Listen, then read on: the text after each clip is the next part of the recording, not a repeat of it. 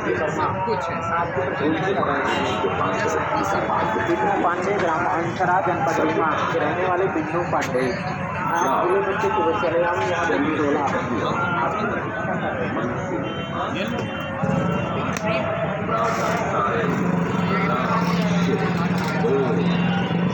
एक दो ढाई अक्षर के नाम जाकर और मेरी पड़ी एक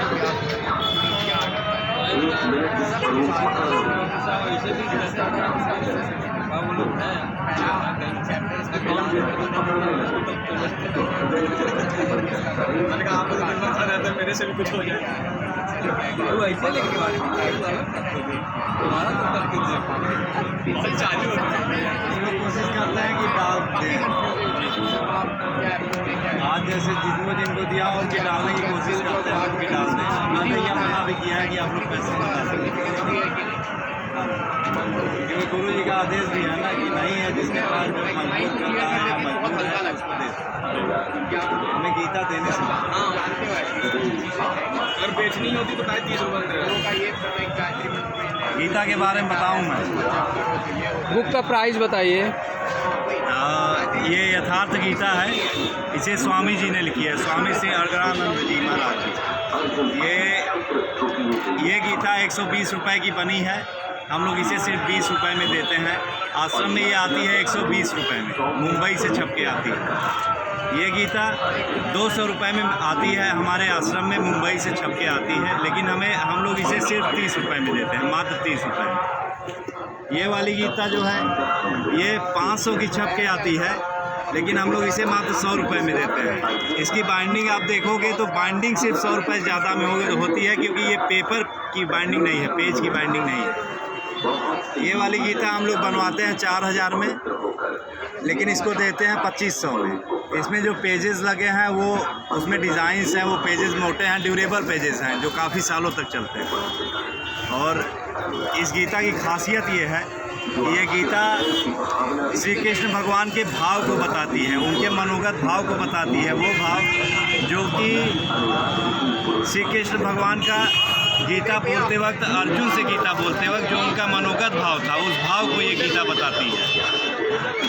जैसा कि ये आप फर्स्ट पृष्ठ देखेंगे, इसमें लिखा होगा इतना जो ये पैरा है, इस पैरा में ये पूरा समझाया गया है कि कृष्ण भगवान का मनोगत भाव कौन जान सकता है, कैसे लोग जान सकते हैं। क्या ये हमारे आपकी तरह नॉर्मल लोग जान सकते हैं कि नहीं जान सकते हैं? जो कृष्ण भगवान के स्तर का महापुरुष होगा उसे ही ये उनका मनोगत भाव पता चलेगा, क्योंकि वे भगवान ही बताते हैं। जो और भी तमाम तरह की गीताएं हैं, कई सारी टीकाएं हैं समाज में, वो सब अब कितना सही है कितना गलत ये मैं क्या बताऊं, लेकिन मैं एक से ज़्यादा गीता भी पढ़ रहा हूँ और मुझे जितनी अच्छी गीता ये लगी है, जितना अच्छे से ये गीता मुझे समझाई है यथार्थ गीता, उतने अच्छे से आज तक कोई गीता नहीं समझाई है। और ये पूरा वितरण आश्रम की तरफ से हो रहा है, श्री परमहंस अड़गड़ानंद स्वामी अड़गड़ानंद आश्रम की तरफ से हो रहा है। ये पुस्तकें इतनी सस्ती गीता और आपको कहीं भी नहीं मिलेगी, जितनी सस्ती हमारे आश्रम से दे दी जा रही है, इतनी सस्ती गीता आपको कहीं से नहीं मिलेगी। मार्केट में आप ऐसी किताब लेने जाएंगे 200 से कम में नहीं मिलेगी, ऐसी 500 से कम में नहीं मिलेगी, वैसी 4000 से कम में नहीं मिलेगी। ये काम पूरा आश्रम की तरफ से हो रहा है। ये वाली जो गीता, कोई भी गीता आप ले लीजिए, मैं फ़िलहाल इसके बारे में बता दे रहा हूँ। इसमें ये जो 500 की आई है, ये 500 दे के आई है, मतलब आपको 100 रुपये में अगर दी जा रही है तो इसका 400 रुपये आश्रम की तरफ से पहले से दिया जा चुका है। मतलब आश्रम इतना बड़ा काम कर रहा है अपने तरफ से, इसलिए कि आप लोग इस गीता को पढ़ें, इसके बारे में जानें, इसके बारे में समझें, श्री कृष्ण भगवान का मनोगत भाव जानें, ना कि संस्कृत के श्लोकों के शब्दों का अर्थ आप पढ़ें। और जो गीताएं हैं, बहुत सारी गीताएं ऐसा की हैं कि मैं जानता हूं ऐसी गीता कोई भी नहीं है।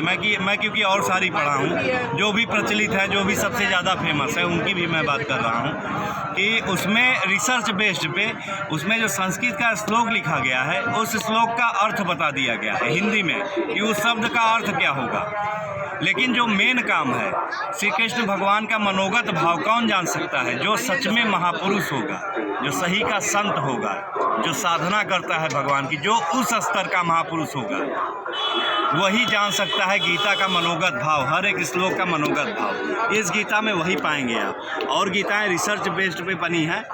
अगर मैं ये बोलूँ आपसे कि पढ़ तो मैं भी सकता हूँ, मैं 1 साल 2 साल जो भी टाइम लगेगा मैं टाइम ले लूँगा, मैं सारे ग्रंथ पढ़ लूँ, सारा ग्रंथ जो भी हिंदू ग्रंथ है मैं पढ़ लूँ और आपसे ये बोलूँ कि मैं गीता लिख दूँगा।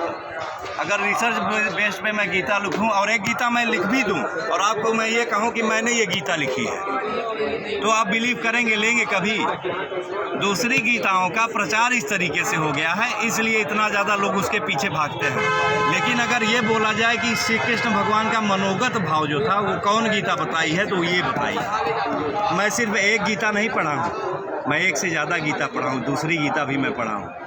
इतना पढ़ने के बाद बोल रहा हूँ, लेकिन जब से ये मैंने पढ़ी है उसके बाद कभी किसी गीता को हाथ नहीं लगाया हूँ। इसके अलावा जो इसको समझ जा रहा है, जो इसको समझ जा रहा है, वो कोई दूसरी पुस्तक को हाथ नहीं लगा रहा है। कारण ये है कि ये स्पष्ट रूप से समझा देती है, बहुत ही सरल और साधारण हिंदी में समझा देती है। पूरे 18 के 18 अध्याय हैं, उपसम के साथ है। इतनी सरल हिंदी में गीता कोई भी नहीं समझाती है, ये मैं जानता हूँ क्योंकि मैं पढ़ा हूँ। मेरे पास बहुत सारे ऐसे लोग भी आते हैं जो समाज में कई दूसरी टीकाएं जो गीता की फेमस है, सबसे फेमस टीकाएं, वो पढ़ने के बाद यहाँ से यथार्थ गीता लेके गए, हम लोग दिए, उनको बोले कि आप पढ़ के देखिए और बताइए हमें। वो पढ़ने के बाद आए, वो सारी गीता पढ़ने के बाद उसके बाद ये पढ़े और वो हम लोगों से ये बोले, कल ही 3-4 लोग आए थे, वो ये बोले कि जितना स्पष्ट तरीके से ये बता दी है उतना स्पष्ट तरीके से वो लोग नहीं बताए, वो लोग घुमाए हैं। तो श्री कृष्ण भगवान का मनोगत भाव बताना किसी भी आम आदमी के आम इंसान की बस की बात नहीं है। इसे कोई बता सकता है तो सिर्फ एक महापुरुष ही और उस स्तर का साधक, उस स्तर का संत ही बता सकता है, और कोई नहीं बता सकता। तो यथार्थ गीता लें, इसको पढ़ें, इसको हर घर में पहुंचाएं, ज़्यादा से ज़्यादा लोगों को बांटें, इसके बारे में बताएं। अब इससे अच्छा तो मेरे ख्याल से कुछ भी नहीं हो सकता। गीता के बारे में जानना सबको ज़रूरी है।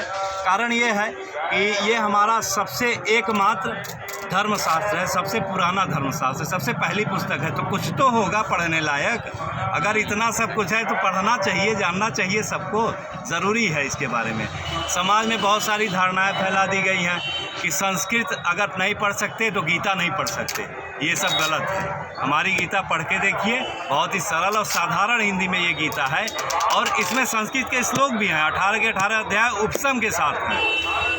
अगर संस्कृत नहीं पढ़नी आती तो श्लोक ना पढ़ें, कोई ज़रूरी नहीं है। श्लोक का जो हमारे गीता में भाव बताया गया है वो भाव आप पढ़ें अगर, तो पूरी गीता आपको पता चलेगी कि गीता कहती क्या है, गीता का मतलब क्या होता है, इस पुस्तक में लिखा क्या गया है। अगर इतनी महत्वपूर्ण पुस्तक है तो इसमें कुछ तो ऐसा होगा जो पढ़ने लायक होगा। हम लोग मात्र 30 रुपये की दे रहे हैं, अपना 170 रुपये लगा रहे हैं, आश्रम की तरफ से लग रहा है, कुछ तो होगा। हम लोग इतना डाल रहे हैं पैसा, इतना खर्च कर रहे हैं, इतना सब कुछ बांट रहे हैं ताकि आप सब तक पहुँचे। आश्रम का एक ही उद्देश्य है, स्वामी जी का एक ही उद्देश्य है कि गीता, यथार्थ गीता हर एक मनुष्य के पास होनी चाहिए। ये मनुष्य का धर्मशास्त्र है, किसी एक धर्म की भी मैं बात नहीं कर रहा हूँ। मैं पूरे सृष्टि और 30 रुपए की, मैं पूरे सृष्टि और पूरे मनुष्य की बात कर रहा हूँ। हर एक मनुष्य के पास गीता होनी चाहिए। इसको पढ़े लोग, इसके बारे में जानें, अपने घर में ले जाएं, अपने बच्चों को पढ़ाएं। अगर एक लोग पढ़ रहे हैं तो पढ़ रहे हैं आप, लेकिन आप 10 लोग 20 लोग को बताएं इसके बारे में कि इसका अर्थ कैसा है, ये कहती क्या है, सच में गीता है क्या। बहुत लोग मेरे पास ऐसे भी आए जो ये तक नहीं जानते हैं कि गीता नाम की कोई पुस्तक है भी। ये हमारा धर्मशास्त्र है सबसे पुराना। बड़ी शर्मनाक बात है कि मनुष्य हो के और ऐसी पुस्तक के बारे में ना जाने जो भगवान के मुख से ही बोली गई है। ठीक है। और एक बात और, ये जो मेरे पास कुछ ऐसे भी लोग आते हैं जो बोलते हैं कि मतलब ये धारणा फैलाई गई है कि अगर आप गीता रखेंगे घर में तो आपका बच्चा सन्यासी हो जाएगा, महाभारत घर में रखेंगे तो आपके घर में लड़ाई होने लगेगी। ये सब ढकोसले इसलिए फैलाए गए समाज में ताकि आप गीता न पढ़ें।